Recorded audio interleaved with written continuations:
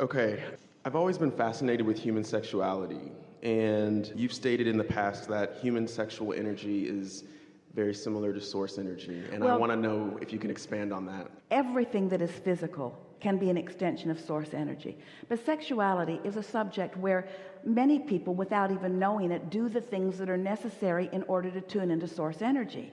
In other words, you get single-minded about your subject. You sort of set everything else aside. You're not worrying about a whole lot of other things. You focus better, usually, not always. You focus better.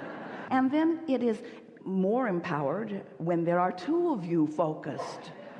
And so as you have the experience of focusing with a singular intent, you tune in to something that allows you connection. It's such an interesting thing that through that engaging in sexuality, there is that orgasmic experience, which is the true alignment or attunement experience. And it is also interesting that it is also the perpetuation of your species, which speaks to the true creativity of the physicalness. And so Jerry, for many years, he was teaching a course called Turning Thoughts to Things. And he was using as his textbook a book by Napoleon Hill called Think and Grow Rich. And there was a chapter in this book called Sexual Transmutation. And Jerry always skipped that chapter because it was embarrassing to him to have this conversation with an audience. He wasn't sure that he could make them understand it the way he meant to understand it. But that's what that conversation was about in that book. It's about when you have had an experience where you have allowed alignment and had a personal experience of what alignment feels like, then you can apply that to other things.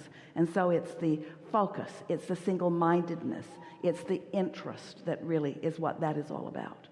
Apply focus to anything without adding contradiction to it, and you're going to achieve that alignment, and you're going to have, in a relatively short period of time, an exhilarating experience that confirms that alignment that you have accomplished. So why do we humans make such a big stink about it when we all clearly are so fascinated with it?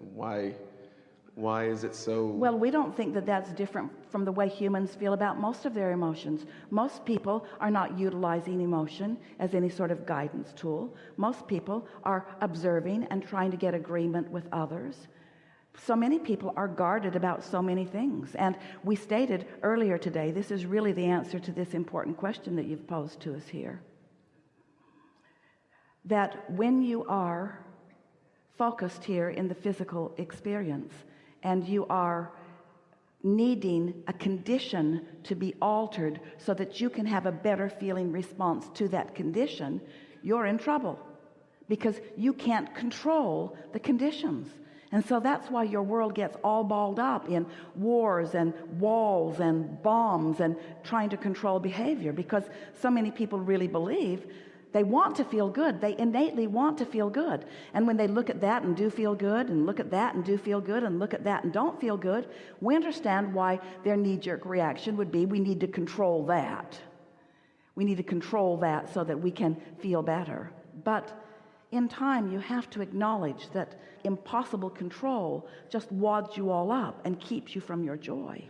And when you discover that you have the personal resources to come into the alignment with who you really are, with your own desire and with your joy, whether anybody else is doing anything about it or not, then you have discovered what unconditional love is, what the true meaning of unconditional alignment is, you see.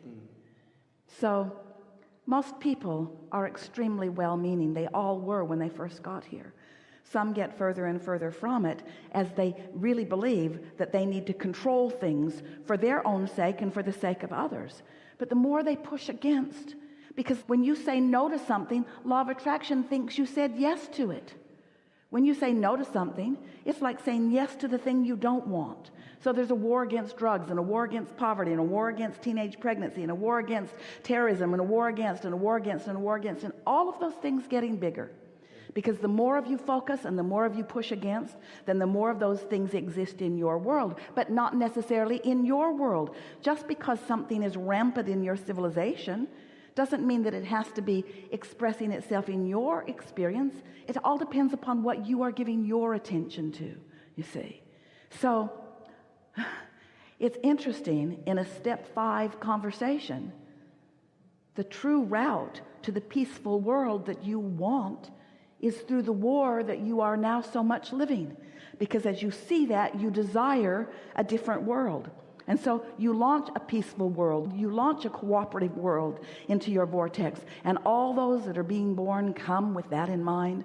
All of us who are non-physically focused hold that, and that's why there will never be a time, it is our absolute promise to you, when what you think are the negative influences of your world will dominate. That will never be true. Because the most that could happen is that some of you, maybe even a lot of you, can pinch yourself off and disallow yourselves from receiving the well-being that's all lined up for you. But you're croaking constantly. Isn't that a wonderful thing? You're re-emerging into pure positive energy. You're coming into alignment. Those like you are finding it in another way, through meditation or through just wanting to feel good. And the new ones being born all know it. And the animals all